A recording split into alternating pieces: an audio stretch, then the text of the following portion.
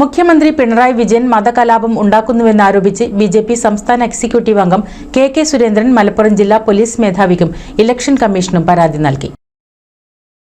മതത്തിന്റെ പേരിൽ പ്രചാരണം നടത്തി മാതൃകാ പെരുമാറ്റച്ചട്ടം ലംഘിച്ചിരിക്കുകയാണ് മുഖ്യമന്ത്രി പിണറായി വിജയൻ എന്നാരോപിച്ചാണ് കെ സുരേന്ദ്രൻ പരാതി നൽകിയത്.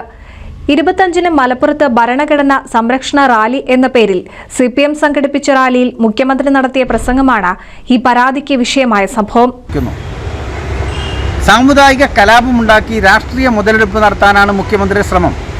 അതിൻ്റെ ഭാഗമായിക്കൊണ്ടാണ് നമ്മുടെ മലപ്പുറത്തിൻ്റെ ഒരു മതസൗഹാർദ്ദ മാതൃകയുണ്ട്. ആ മലപ്പുറത്തിൻ്റെ മതസൗഹാർദ്ദ മാതൃക തകർക്കാനാണ് മുഖ്യമന്ത്രി ശ്രമിച്ചത്. കാരണം മുഖ്യമന്ത്രി ഇവിടെ വന്ന് പറയുന്നു, മുസ്ലിം സമൂഹം പാകിസ്ഥാനിലേക്ക് പോകാനാണ് RSS ആവശ്യപ്പെടുന്നത്. ഏത് RSS ആവശ്യപ്പെടുന്നത്? അങ്ങനെ ഏതെങ്കിലും RSS ആവശ്യപ്പെട്ട നടപ്പാക്കാൻ പോകുന്ന വിഷയമാണോ? ഇവിടെ ഈ രാജ്യത്തിൻ്റെ പൗരന്മാരാണ്. ഈ രാജ്യത്തിൻ്റെ പൗരന്മാർക്ക് ഇവിടെ ജീവിച്ച് ഇവിടെ മരിക്കാനുള്ള അവകാശം എല്ലാ കാലത്തുണ്ടാവും.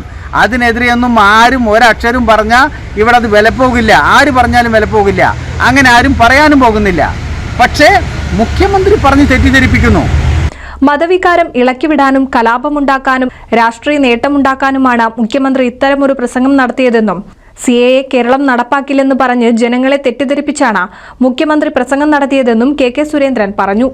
NCV news, Edappal.